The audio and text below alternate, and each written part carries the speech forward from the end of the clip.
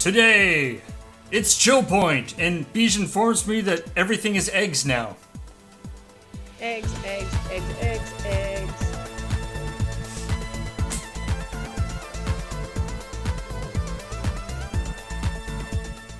Oh, right, there's a chat. Right, I could just I forgot to. I was also bringing up chat. All right. So yeah, everything is eggs, apparently. So that's the thing in Animal Crossing, which I still read as Assassin's Creed when people say AC. Not Astral Chain? Yeah, there's a lot of AC games. I don't know. Sure are now, aren't there? Oh, right, Armored Core. That would be kind of the original one. So how's everyone doing on this lovely Thursday? Or at least it looks Thursday. lovely. It looks lovely out the window. 12 degrees at the airport We don't go outside anymore. 4-kilometer-an-hour wind coming out of the south-southwest. A perfect day for staying inside and maybe making some soup out of a can.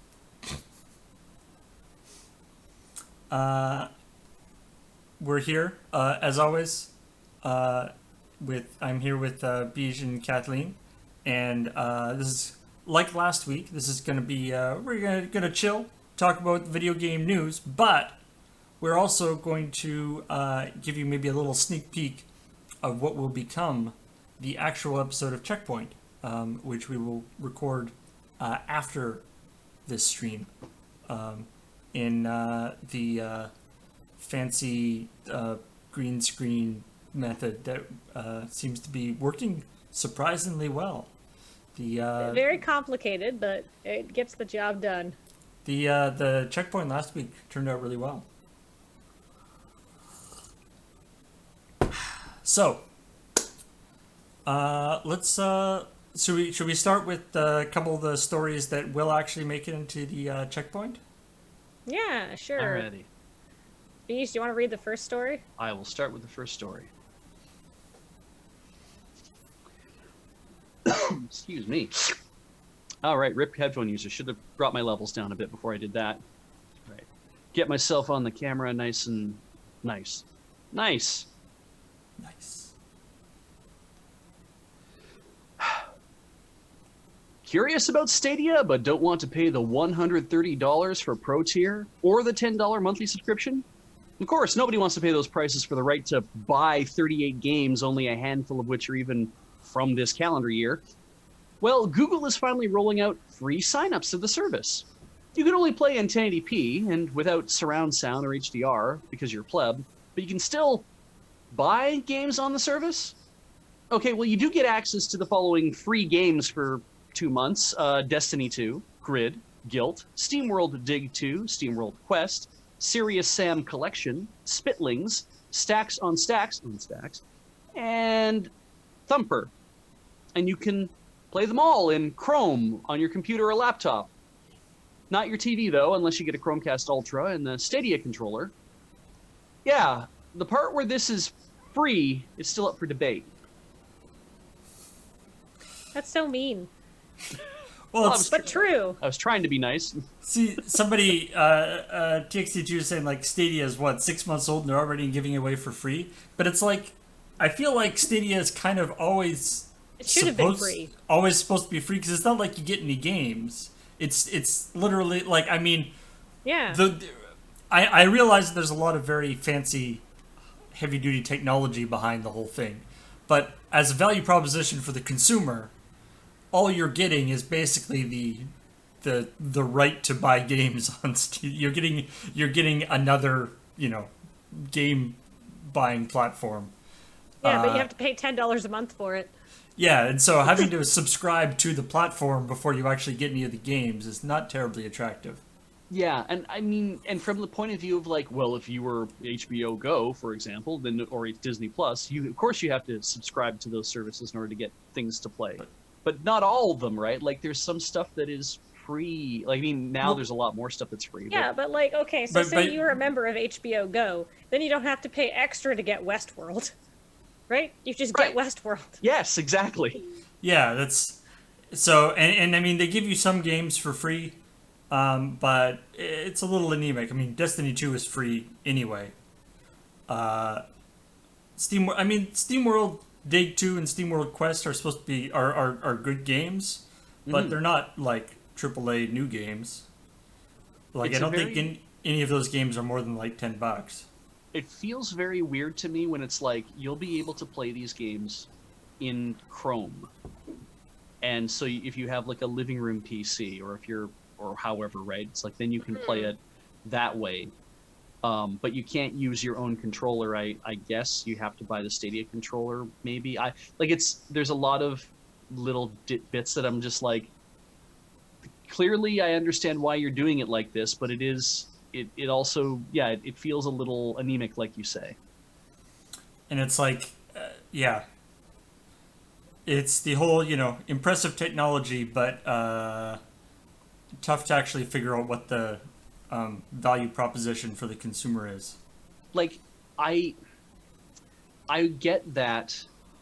So if I look at it if I was running a business, right, and be like, okay, so if I have a free service where I'm doing all this amazing technology to let people play stuff, and let's just say I have that all done. I didn't have to think about R&D or like development, like the other kind of development and all that kind of stuff. It's like, okay, so this I've inherited this thing, and the way to do it is that everyone's going to have to come and buy their games on the service.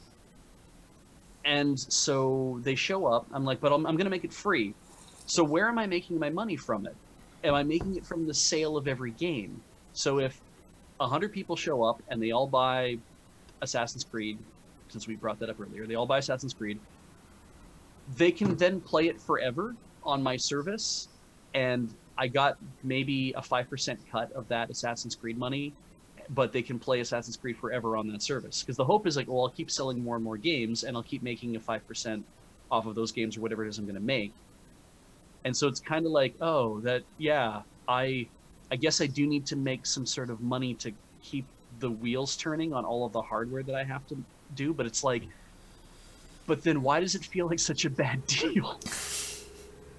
Like, it's like, maybe this isn't a sustainable business model somehow. Like, maybe it's a good idea that just can't actually make money for people. And that's fine. There's lots of good ideas that don't make money for people, like, I don't know, portable cats. A cat you can pick up and carry. That doesn't make money for anybody. But it's a great idea. But can't you carry cats normally? Kathleen, are you making any money off of your 2 portable cats? Good God, no. My cats don't contribute anything to my household. Wait, I'm a master of business. I'll be having a seminar later today. It's probably going to be hosted on Zoom. I mean, my cats are Are we trying to figure out who invented cats? Yeah, I want to say my cats are very technically portable, but they are not, like, they shouldn't leave the house. They're not outdoor cats. So they're only portable within indoors. And then if you actually want to make them more portable, you have to put them in something that's designed for porting cats. So my cats require an accessory to be fully portable. Oh, they're luggable.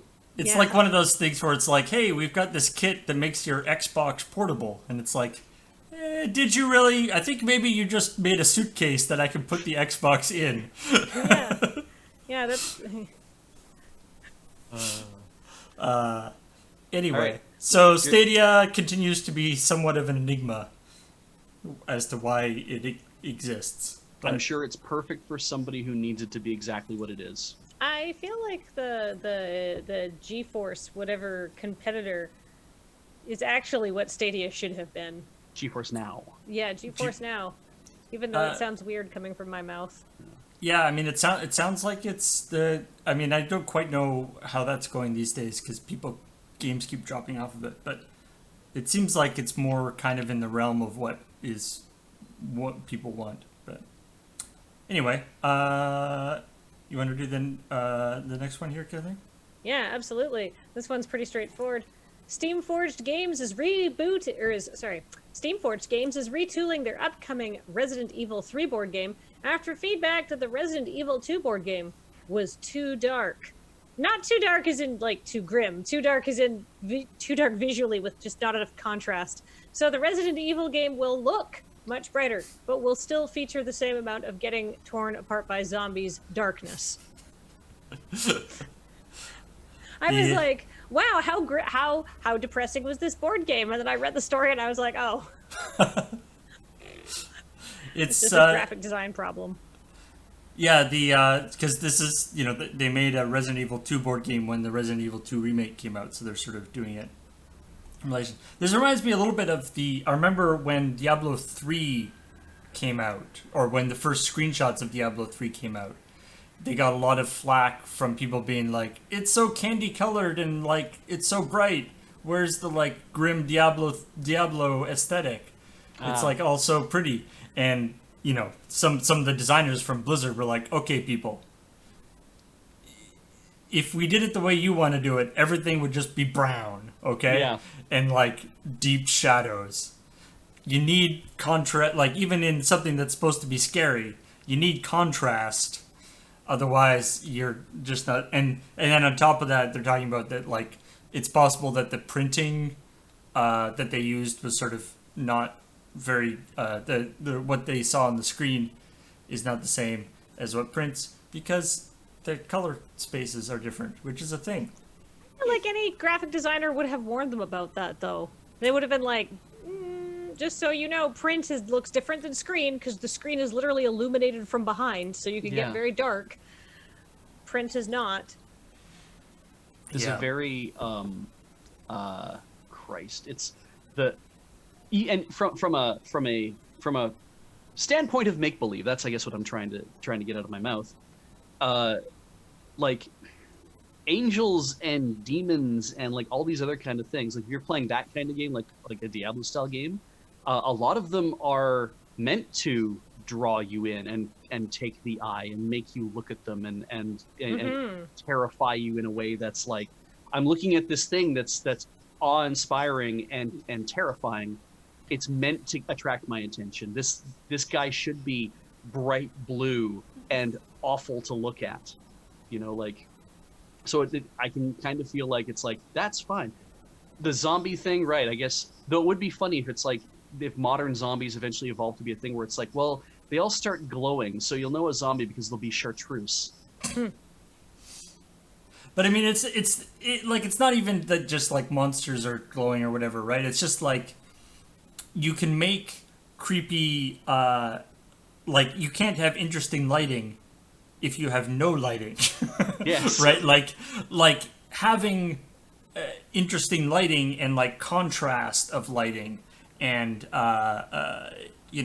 creepy stuff like that is actually really important.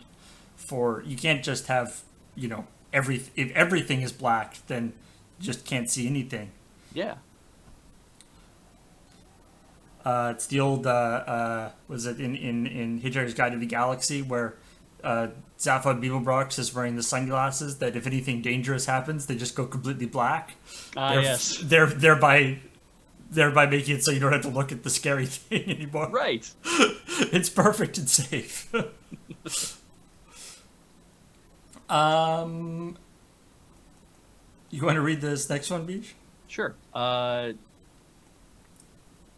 are you okay then to read the following one? Yeah, I actually don't care. Which one would you rather read? I just pasted them up into the top in the order they were in the document. How about you take this story, the next one? I kind of figured you wanted to read your Steam story. I put a lot into thinking about how that goes, so I did want to, kind of be the one to spit it out, at least on ChillPoint. I probably won't be doing it today on CheckPoint, but yes. Yeah, all right. See, this is, I guess I could have just said, no, I think I know which story you want to read. But I was trying to be too polite about it. All right. Beloved English man of laughter Stephen Fry has recently started playing Animal Crossing New Horizons, and according to his delightful Twitter account, which I always read in his voice, he's feeling a little lost with his desert island experience. Quote, well now, I've started this thing called Animal Crossing. I'm very much taken by the voices of hosts Timmy and Tommy, but am so far somewhat perplexed by what the point of it all is. Is it, in this sense, a metaphor for life itself? I hope not, for I may have pitched my tent ill-advisedly. Oh, come on, Steven, I bet that's not the first tent you've ever pitched ill-advisedly. Nice. Can Also- I would make one change. Yeah. To the beginning, I would be like, good news, you and Stephen Fry finally have something in common. That's good. Yeah, change that. Sliding that Animal Crossing story in. Didn't Look. think we'd get one this week, but nope, we got it. No worries. How do you deny a phenomenon, Paul? Like, I mean, Yeah, It's true. The Switches are like sold out. Yeah. I made the mistake of like vaguely being like, "Hey, you know what would be really cool? You know, when we're all stuck inside here. I wonder how that Ring Fit thing is." well, everyone let's was see. wondering how the Ring Fit thing was, and then they sold out of them. They sold were out- sold out before coronavirus. Yeah. Yeah. Ring Fit was already like not available. Yeah, and they were So- trying to make more, and they can't make more. And I think and part of that was, I think, because the factories where they were sourcing the Pilates ring and stuff got all shut down, and so they were trying to make more. And especially in Japan, they just are completely sold out, and nobody's going to get any more yet. And apparently they did not make a large batch initially, and fair play to Nintendo for that. It was a niche fitness item. You're Yeah. not going to double down on that, No. right? It's pretty cool, but it's I played it the one time, and I haven't gone back to play any more of it yet, and I probably should because I'm in need of. Oh, do you have a exercise. Ring Fit? Yeah. Oh. Yeah. I mean, We bought ours like immediately. We're like, we got to see what this thing is. It looks like an absolute gas, and it is. It's really fun, and you can now change the voices to Japanese. And I'm like, oh, thank Christ! I think I'll do that. now, and you know, to be honest, you know, not having a Ring Fit is a very sad excuse not to actually, you know, work out in some way. If that's what's keeping you from working out, then you probably weren't going to be doing it anyway. There's lots of things that you can do, you know, at home, even body weight exercises and stuff that are Yeah. very viable. Find But a bag full of heavy but things it's and lift it. but the Ring Fit is making it fun. Yeah. Ring Fit's teaching me to do better squats, I think. So that's helpful. I should definitely do that. All right, I'm going to move on to our next story. Yeah.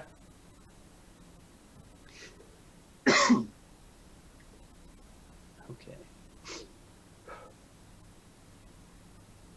Oh wait, I should probably move it up so I don't look like I'm staring down at my crotch while I read a story. Here we go. You know, whatever. Whatever, just floats my boat, I guess. Valve has released a motherload of aggregate sales data for games sold on Steam over the past several years. And if you thought you could get rich by making video games, we need to have a soft, sobering talk. Thanks to some heroic guesstimation by Ars Technica, we've learned that 4 out of 5 Steam games selling for actual money never crack $5,000 in the first 2 weeks of release.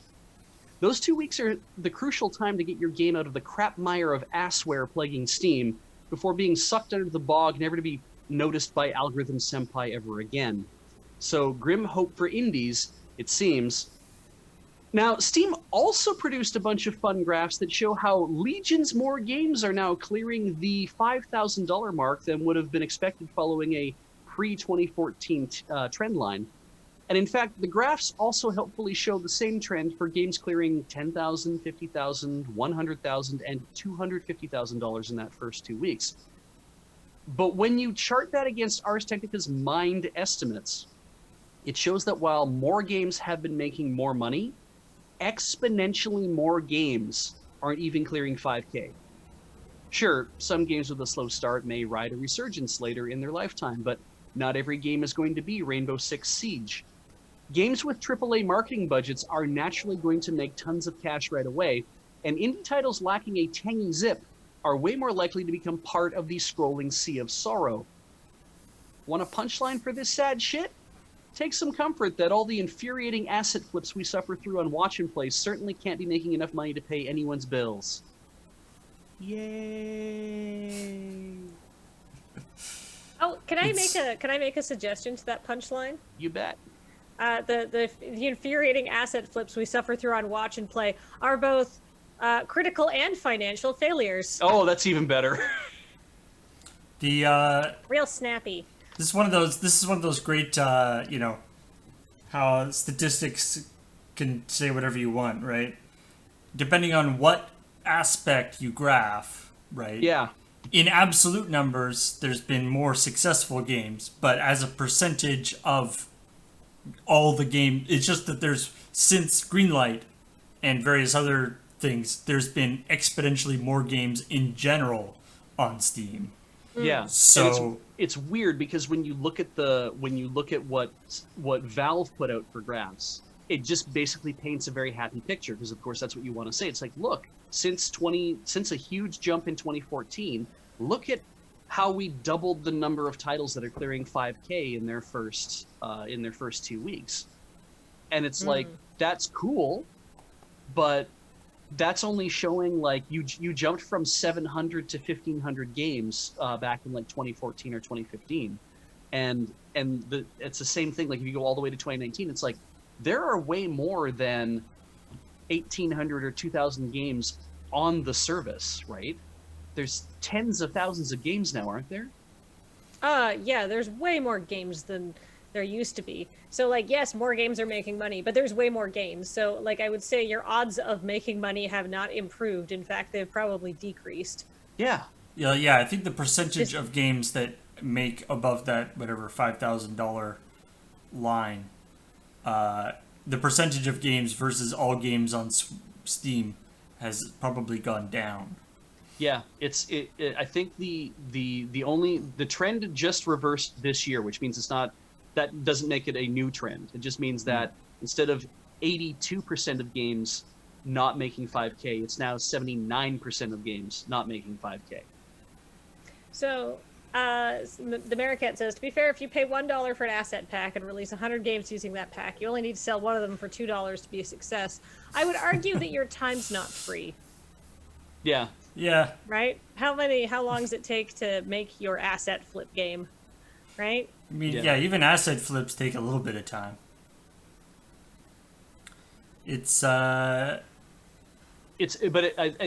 problem that Jim Sterling says with these things, where it's like there's just so many of them, there's too many of them, and there's groups that are dedicating themselves to making this stuff. And the larger point is, if there's so much of that trash on Steam, it actually makes it harder to find. Like I was saying, you have to get your game out of the crap mire of assware, don't you? And if there's so much stuff there that you can't be seen, then your legitimate indie effort that might actually be a very fun game just can't be noticed. You have to go viral.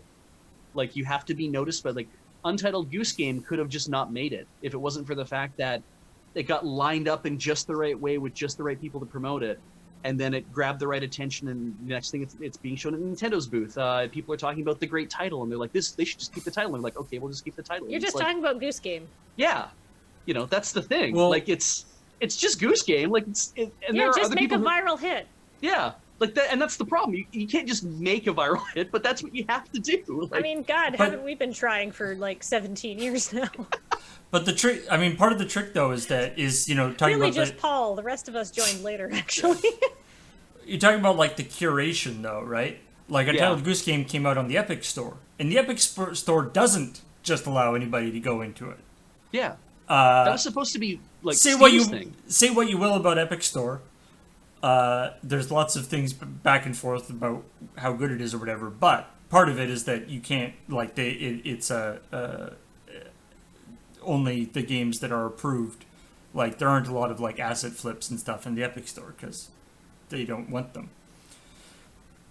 So theoretically, so obviously the percent, I would imagine, even discounting the whole thing where Epic like prepays people to join up on the Epic Store and gives them a ton of publicity and all that kind of stuff. But even discounting that, I would imagine that the average success rate for games on the Epic Store is a lot higher because they're probably a lot higher games on average, a lot higher quality games on average, just because it's a highly curated place.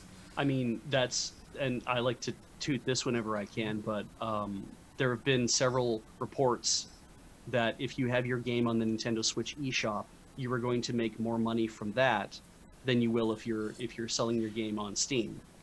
Copy for copy.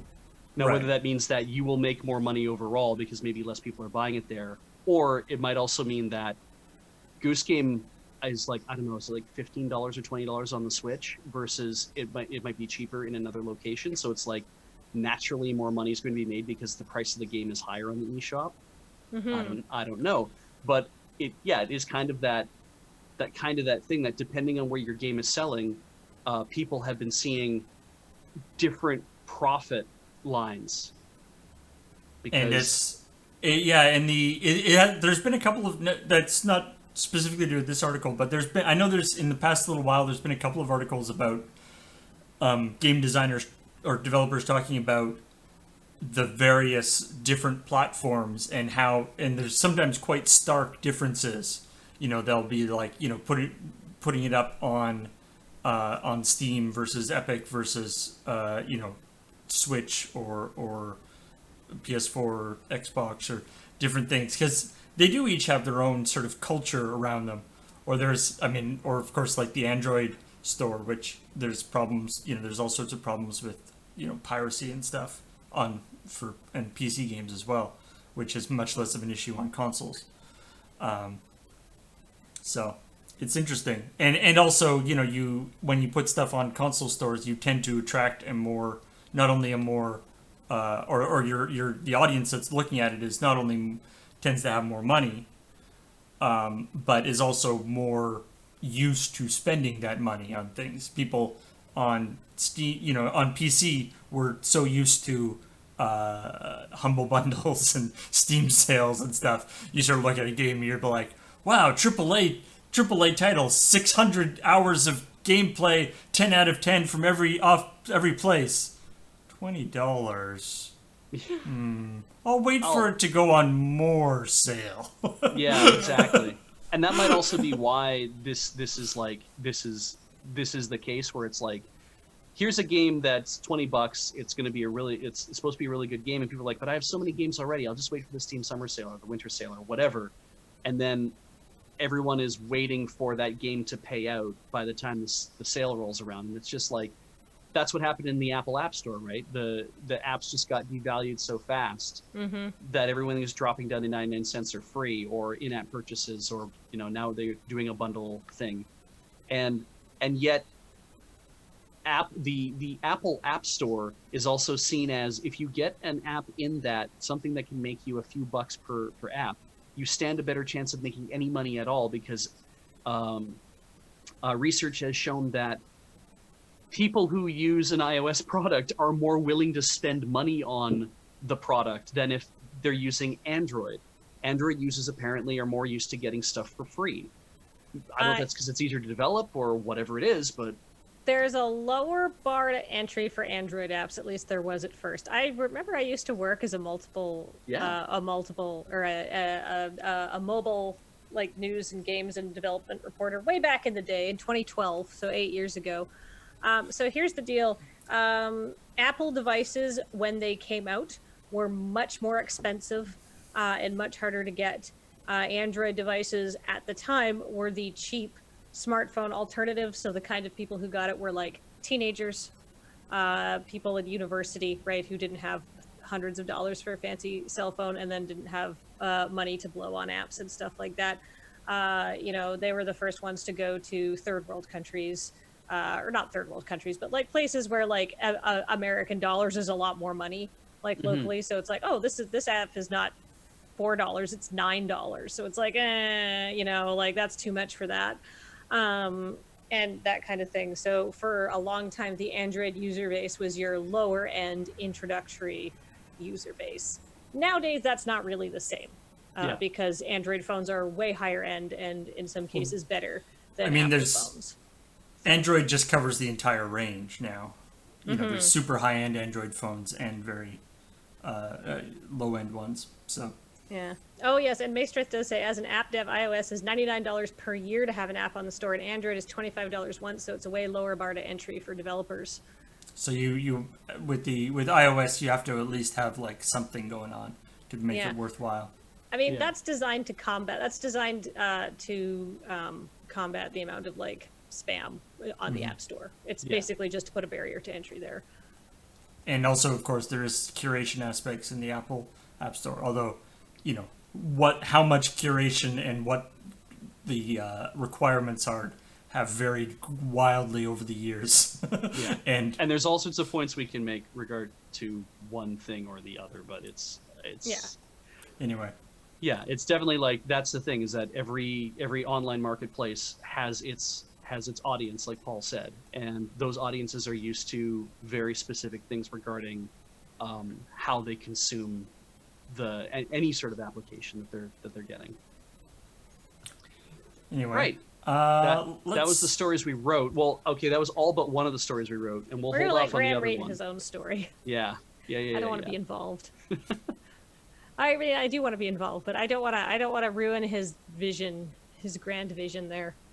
Yeah, so we'll leave one of the stories, and you can check it out when the full episode of CheckPoint comes out later today or possibly tomorrow morning. Ooh, I have a fun story that we didn't really talk about. Sure. Yeah.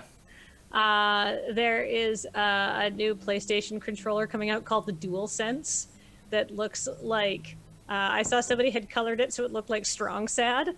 I mean, so this is Strong Mad. I think it was Strong Mad. Sorry. Okay, and somebody was like, it looks like the top of a Totoro.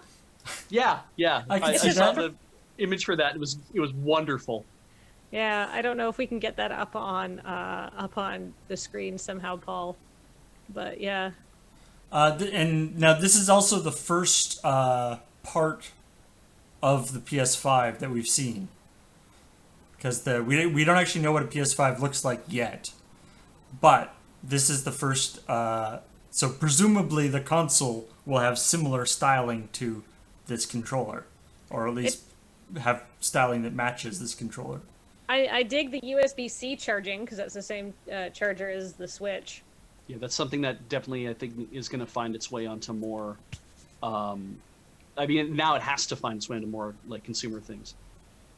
The what gets me about this is that the DualSense that everyone's like showing off, the white one with the black tones, there it is. See, it looks like the top of a Totoro, right? Like, yeah. Even the joysticks for eyes. But anyway, Yeah, imagine it like that. Little Totoro sticking out the top. yeah, it's. That's Graham was saying last night that's an alt. That's not what every controller is going to look like. That's what the white and black one is. There's going to be a black on black version too. So it kind of makes me feel like looking to that as a means of what's the design sense going to give you. Is it going to be like, is the PS5 going to be like a bright white, Wii like console, like in piano white or whatever, with black elements to it to make it look like an awesome race car? Or is it actually just going to be black on black like every other PlayStation has been? And it kind of feels like they've always been black on black, so it's just going to be a black thing again? Now, the PlayStations have traditionally been very monolithic. Well, and very, very like sharp angles. Yeah. And this one, this is quite a round, like even more so than a standard DualShock controller. This is quite a rounded, sort of soft shape. So I don't know, maybe that's something, but who knows? I mean, but like if we also go by like the DualShock 4, 3, whatever, they were kind of a bulbous, like the handles were like they bulge out a bit. There's a lot of this is a much more smooth. It looks like somebody took a DualShock 4 and an Xbox controller and then made them kiss really hard, and then they turned into the DualSense, right? I mean, that's what it kind of feels like to me. Now, and it does have a few little, like, even though obviously, like, at least from Nintendo or from Microsoft and Sony's point of view, the controller has essentially been solved as a thing, apparently, in the sense that the, 4 directional buttons, 4 face buttons, and the 2 joysticks, and the 4 triggers. That seems to be like we've stuck with that system for the last 3 generations. Yeah, and like and they all have 2 hand grips. and they cluster a few unused buttons around the center as well. Yeah, nobody has the vision of the N64 3-hand grips for the 3-handed people. And I was saying to Graham last night, it's funny because like I will still like the hill I die on is that the GameCube is probably the best controller ever created. Even though that sounds like the hill you'd die on. That is a hill I die on, and it's to me it's like there's a couple things that are not great about it. One is that there's only the one Z button, right? There isn't a ZL and a ZR. There aren't 4 triggers, and having 4 triggers can be very handy. They left one off. But the idea of like that shape is so perfect and feels so great in my hands, and I really enjoy it. So to me, it's like it's wonderful.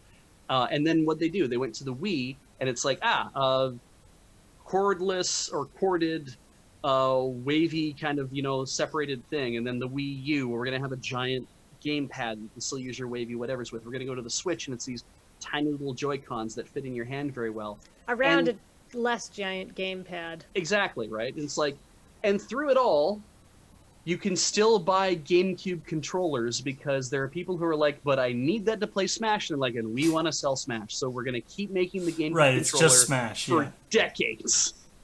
It's a good controller. It is, and that's the thing. It's a good controller, and it's like, and that's why I was also like, the DualShock has been a good controller all this time. There's nothing wrong with that design, and all Sony is doing is putting a bit of polish on it, and making it a little bit more like the Xbox look.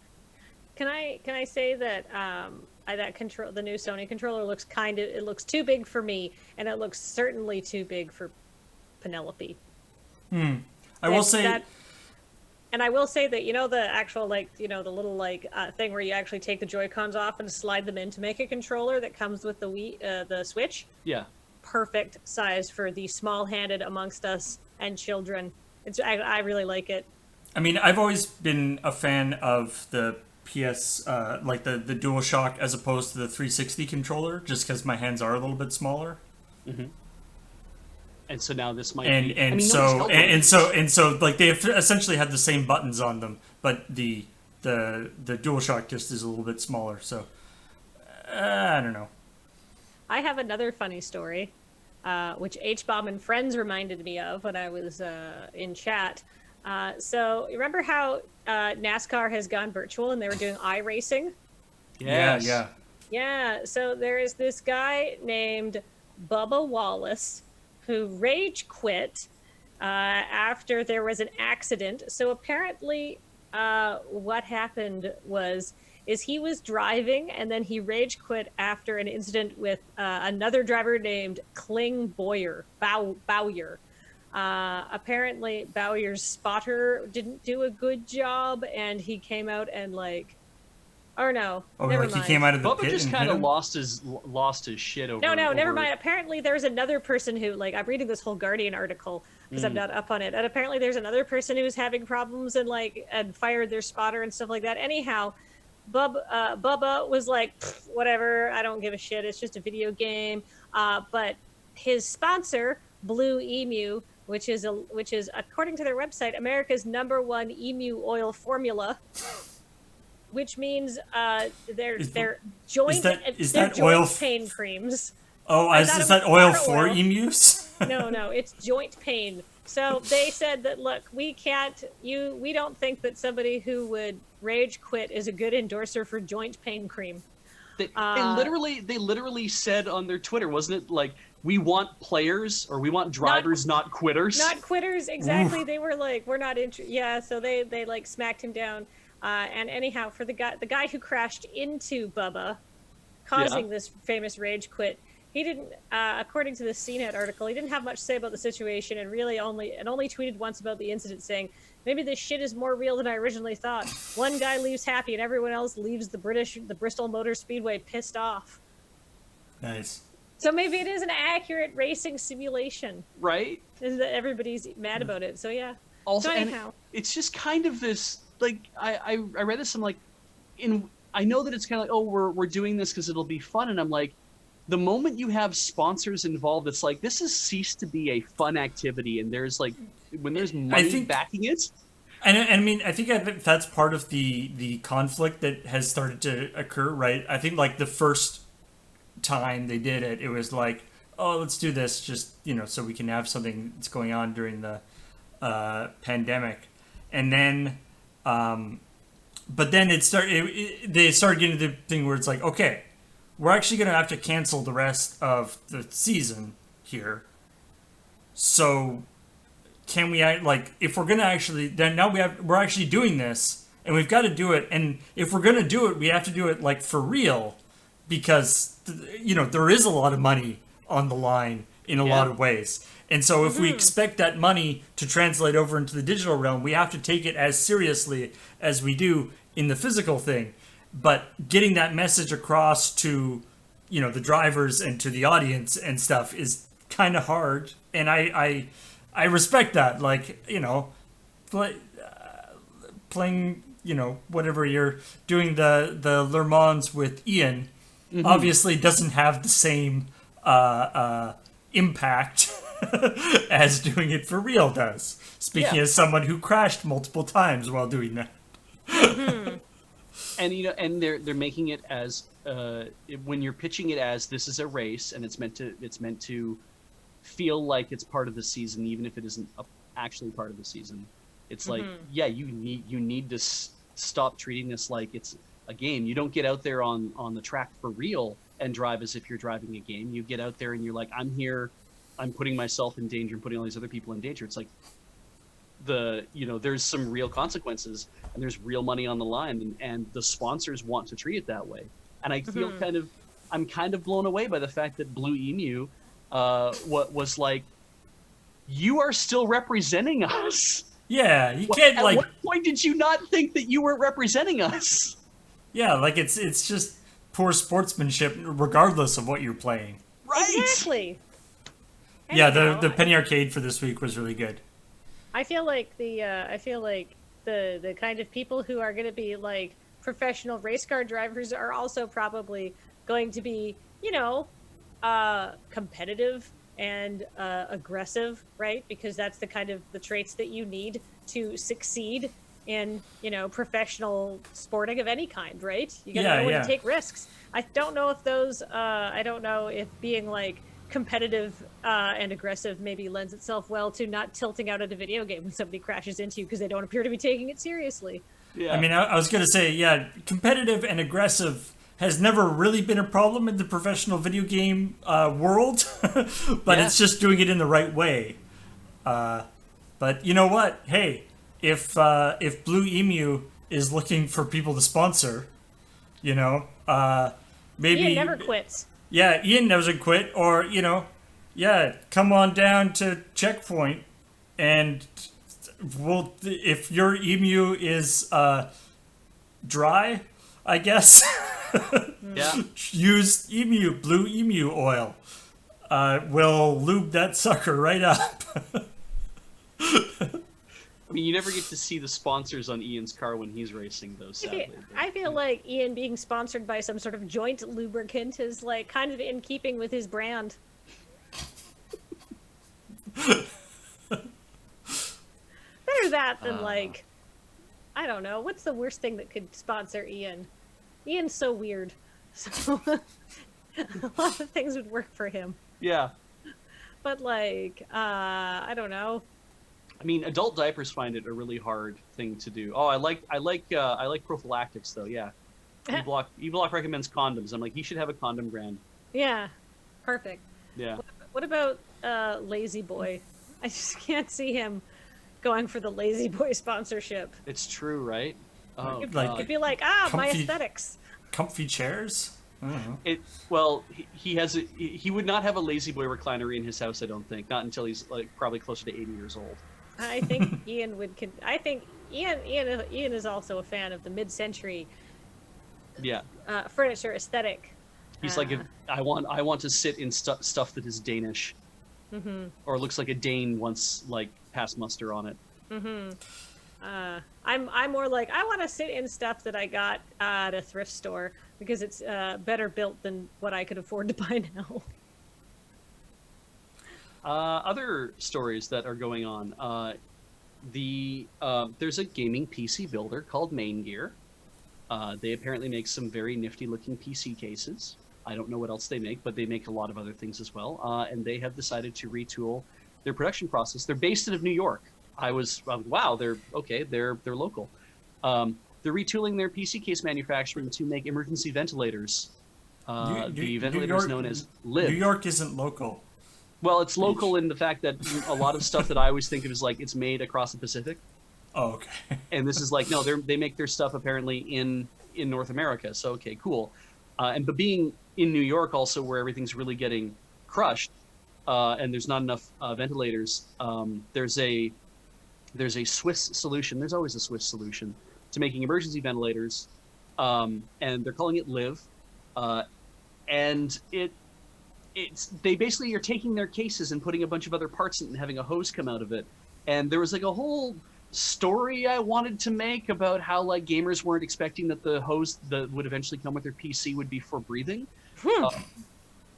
I didn't know really what to do about it, but I'm like, this is cool. It's using off-the-shelf parts, and it's based on a design that they're started using in Italy and Switzerland. Apparently, if you need an emergency ventilator, it's like this is a design you can use. There, I guess there's like a university in Vermont that's also been, or Virginia, one of the two, that's been working on a similar kind of thing to make very cheap ventilators that are still reliable and also reasonably, like that people can put together. I imagine with the advances in computer technology and like 3D printing and all of these things, that there's probably cheaper and better ways to put together ventilators than the last time a ventilator got a serious redesign. You know what I mean? Yeah. It's no one's looked at this problem in the last 5 years, I imagine. Yeah. It is worthwhile to point out that I was actually reading an interesting article talking about this, that like there's been a lot of people being like, let's get together and DIY up some ventilators, and a ventilator that's needed for this kind of scenario is actually very complicated.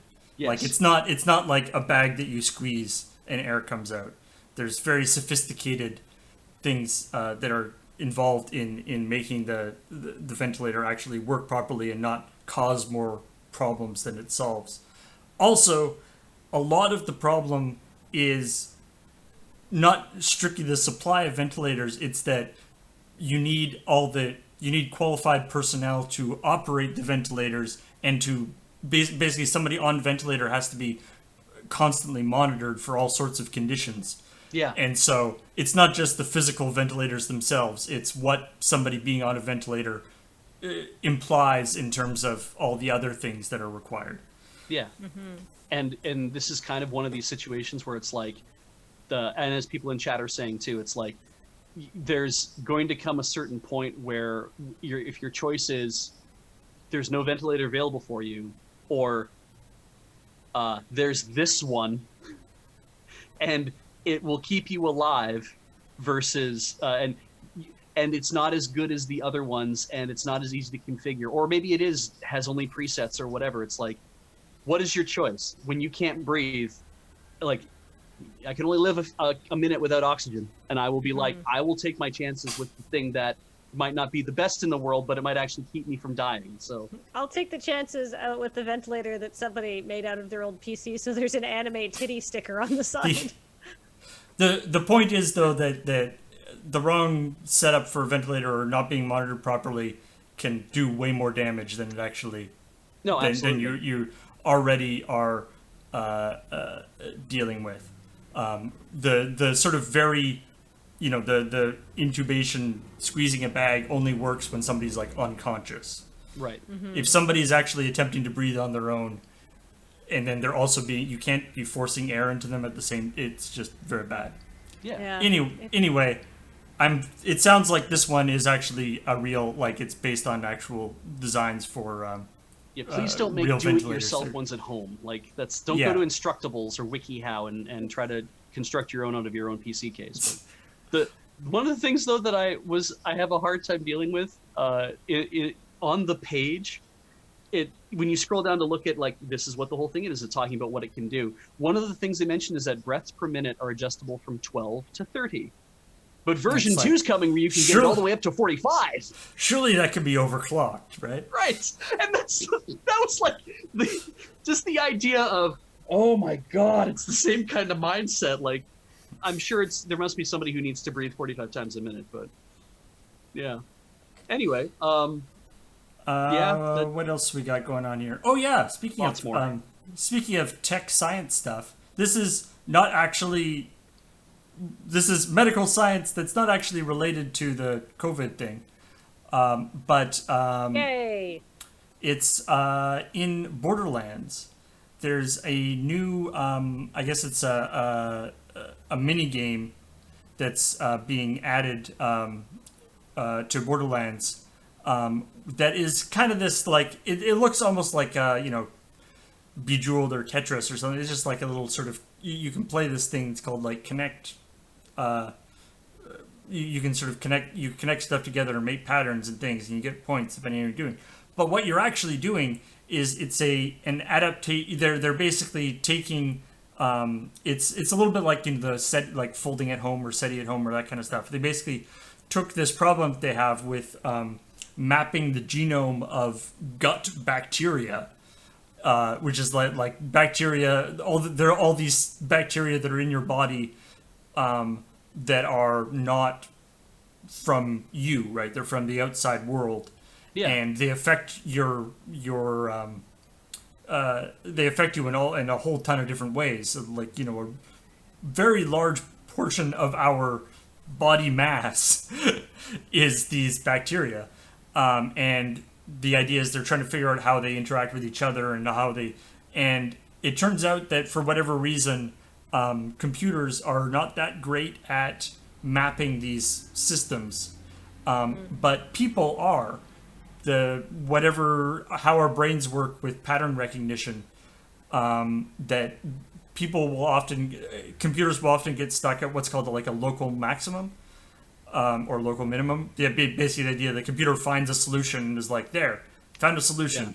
Yeah. If I do anything else other than this solution, it gets worse. So this must be the best solution. Whereas if they keep exploring the process, it's like you will find a better solution. You just have to go through some worse ones. Yeah, theoretically there is a better solution, but the computer will never actually find it for various reasons. But people are good at that, and so they basically designed this game. They've designed a game in Borderlands, a sort of little mini game, to be able to sort of they parse the information that they gathered from poop, from lots and lots and lots of people's poop, and because they analyzed their gut bacteria, and they parse that information and are sort of presenting it in a way that sort of looks like a computer game, but the thing that you're doing by solving the game is helping them with this research and training neural network models to do it better in the future. So to get people to play it in Borderlands, because it's essentially like an arcade machine you step up to in Borderlands, you get free in-game items and rewards and stuff if you play the game in the game. Yeah. It's like Golden Saucer, really. Exactly.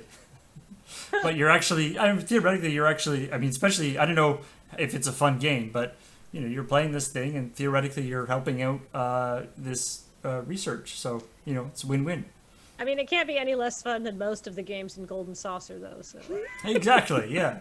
So I've been rewatching that Graham's Play It Forward because it's very nostalgic for me because it's been so long since I've played the game.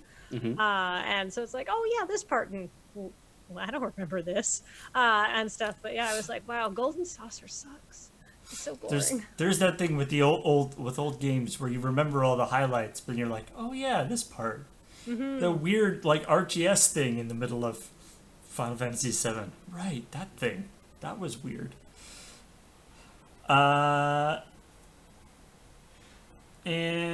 what else we got here? Oh, Valorant. That's one of the 10,000 new games coming from Riot. That remember about a year ago now, I think. Maybe all based on their massive announcement where it's like, hey, guess what? Everything we make now is going to be League, and it's going to be so many different League games. Except this is not League. This is not League. This is not actually this is not using the League IP. Oh, isn't it? Okay. No. Okay. It's a brand new game. All right. But yeah, the general consensus is it's like Overwatch plus Counter Strike, which is one of those things where you're like, so it's very derivative, but also that sounds like a good combination, and apparently it's really fun and going really well. And part of the reason why we know that is that people, well, at least it's fun to watch because it's the second most popular thing that has ever been streamed on Twitch. It had something like 17 or 1.7 million concurrent viewers. Yeah. And over the course of a single day, it had 34 million hours watched. We can probably get partnered now. Yeah.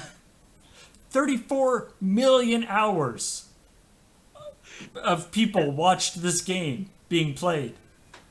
Think of how much other things could have been done in 34 million hours. Yeah, like it's... I'm not one to talk, considering the kind of content we put out. But still. I'm trying to do that math, because it's like 34 million hours in a single day, 1.7 million concurrent viewers.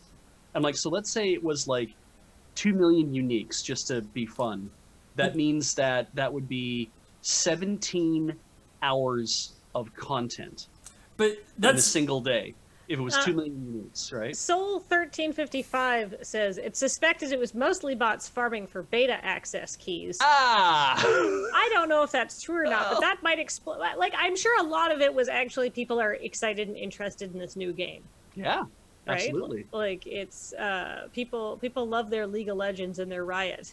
And everyone, is really like probably champing at the bit to get a chance to like, is this something new I should get in on? Like, Riot's made already one of the most popular multiplayer games in the world. Why wouldn't they make it another one? It's so right now it's in this was like a beta or alpha or private thing. So that's the thing. Even that's how many viewers it had, and it's not even publicly accessible. Like, it's only only certain people are able to play it right now. So the keys are selling for $500 last time I heard. Dang. It'll be out of beta soon. You'll be able to buy it for a normal amount of money. Holy shit. Yeah, if you got $500 to burn on that, give it to charity instead, please. Yeah, absolutely.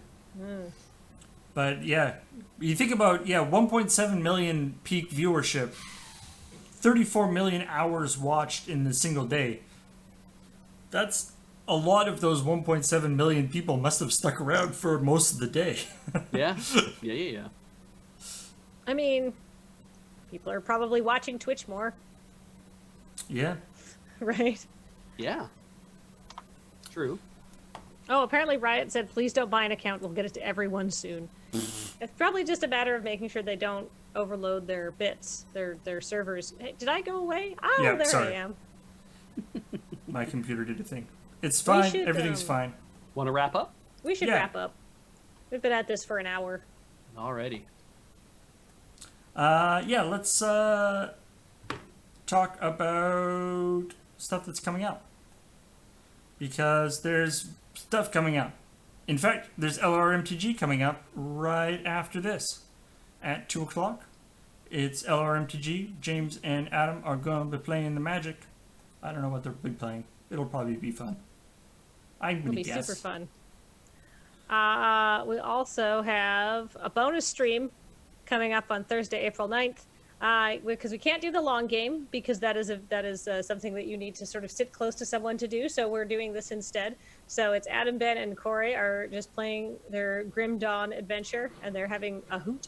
Yeah, they're continuing along in their Grim Dawn game. Now that's one that they took the it's interesting because you've got the like Diablo people and there's very like Diablo was like, let's go more let's go more mainstream and try to get to a more casual audience. And then there's a few games that were like, but what if we went more hardcore and we make a game like Grim Dawn, which I was greatly amused by the skill tree is literally all the stars in the sky. Holy crap. No wonder Corey is so into this game. No wonder Adam suggested it. My masochistic friends, their ways have become clear to me. Like all the different like areas of expertise are constellations. And it's like it's the sky. I'm just waiting for terraforming and Animal Crossing. I feel like a little baby compared to them.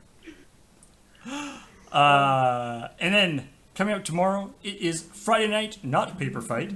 So not Paper Fight. Yeah, so this week we're going to be going back to some historic brawl fighting, and I think we're going to do the same thing with, we're going to have somebody playing and then a bunch of people challenging them in Arena. So it should be cool. I can't It's wait very until we fun. figure out how to do draft. I mean, theoretically possible, maybe not in Arena, but we'll figure it out. And then on Sunday, we've got Rhythm Cafe. Now, was there talk about a bonus stream on Saturday? There is talk about doing a bonus stream, but I haven't gotten the time locked in yet, so I don't want to talk about it in any Okay. more detail than that.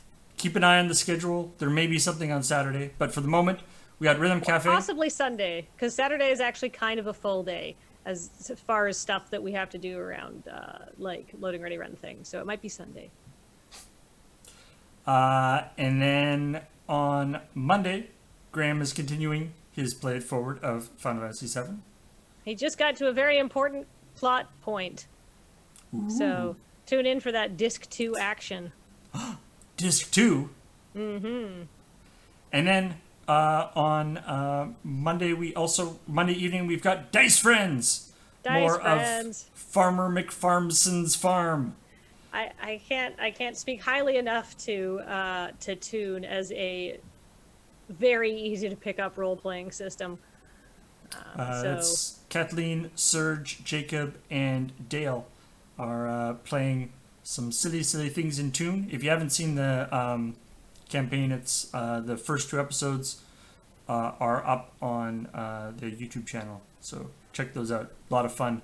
A lot of very silly cartoon stuff going on. 9 o'clock on Tuesday, James, Uno, and Serge are in modded Minecraft. And Talking Sim, Cameron and Corey are looking at World of Horror.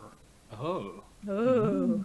This is Talking Sim, not Let's Nope, but after Talking Sim is also Let's Nope, where it's Resident Evil 3. So I'm assuming the World of Horror stuff on Talking Sim is going to be more talking about it rather than being there with the lights off and being scared by it. But, maybe both will happen. And then, see, I'm far forward. We've got Magic. Oh, right. We've got Magic, a special Magic Arena on for the Ikoria special event on. This is the special arena event for Ikoria on Wednesday. You can see.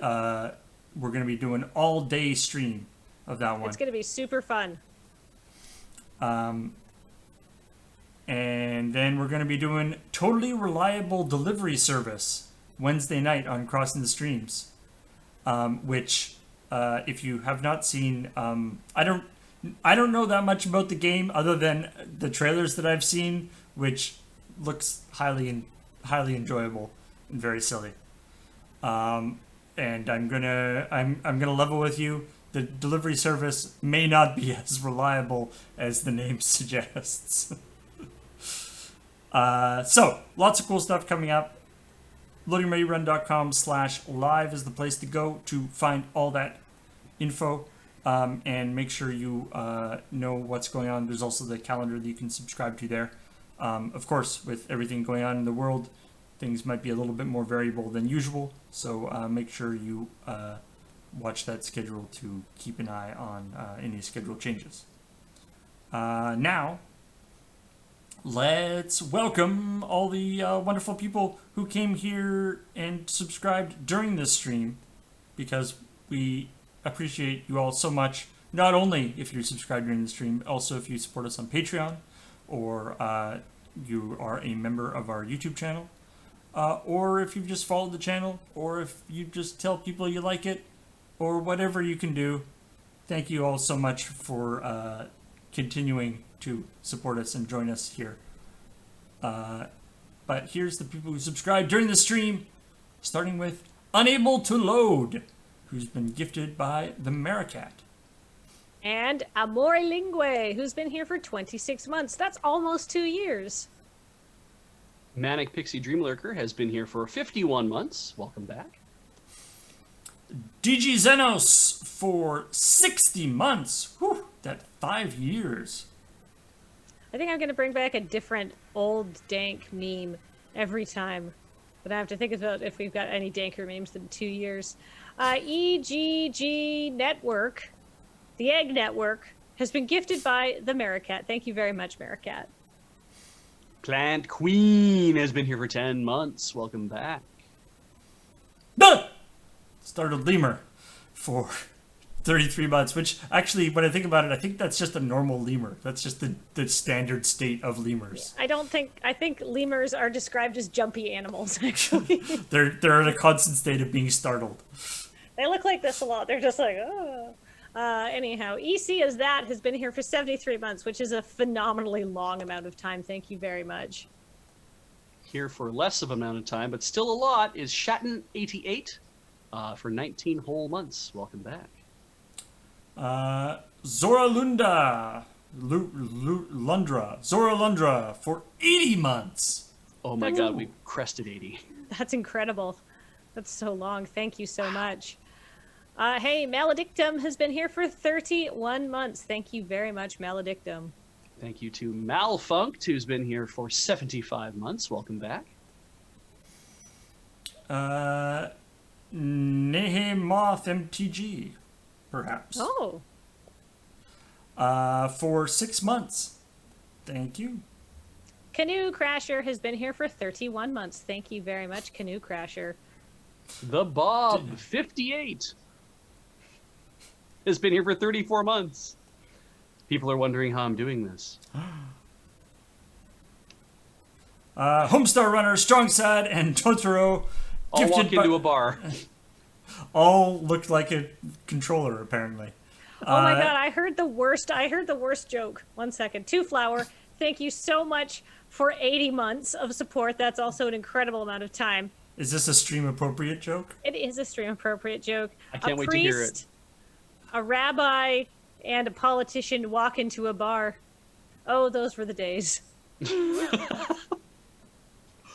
Ooh, mood. Awesome. Sorry. Hey, the Maricat with 5 more subs to Wiimote, GameCube for Life 77, Bubba Wallace 76, Blue, Emu, and Gantz. All got subs. You're going to love it here. I assume Bubba Wallace actually does have a Twitch account, right? I Maybe? assume could be them. I don't know. That is Bubba's actual Twitch account, says H-Bomb and Friends. Well, there you go. You're going to hate this episode, Bubba. I mean, maybe he'll be like, well, fair play. Yeah. Lucha Libro for 33 months. Galen Maestro for 6 months. Charity. And Main Gear. And Grim Dawn. All got subs from the Maricat. Thank you. Thank you, Maricat. Son of a hippie. As a new subscriber, welcome. Welcome. Welcome. Soul 1355 has been here for 20 months. Is that your street address? The buses are angry. Square.cube has been here for 31 months. Welcome back, Square. I be plundering. NG Laru and Team Sins, all gifted by Dog of Myth. And thank you for 269 bits. Nice. E-Block and H-Bomb and Friends. Thank you very much for everything you do. If you're looking for a place to go and hang out with some like-minded folks, remember, we've got a Discord. Discord. It's like Discord.gg GG/LRR. That's right, where everybody reads your name. Yeah. It's just crossed 9,700 members. Oh, wow. Oh my goodness. Let's take it to that. Let's go 10K. Yeah, I guess everyone knows your name. It's not that impressive when you like are wearing a name tag, basically. Exactly, right? Anyway, thanks everybody and for Space watching. Moosey just subscribed, snuck under the line. 9 months. Sliding in there. Hey, we made a Twitch baby. Hopefully I'm a better father to this one than my real ones. Reach for the stars, friend. Live your best life. Thanks everybody for watching. We will be back with LRMTG in about 45 minutes, and we will be back with there will be CheckPoint real episode going up on the YouTube channel tonight or tomorrow. So look out for that. You will see some of the stories we talked about today, and perhaps something else too. All right. See y'all later.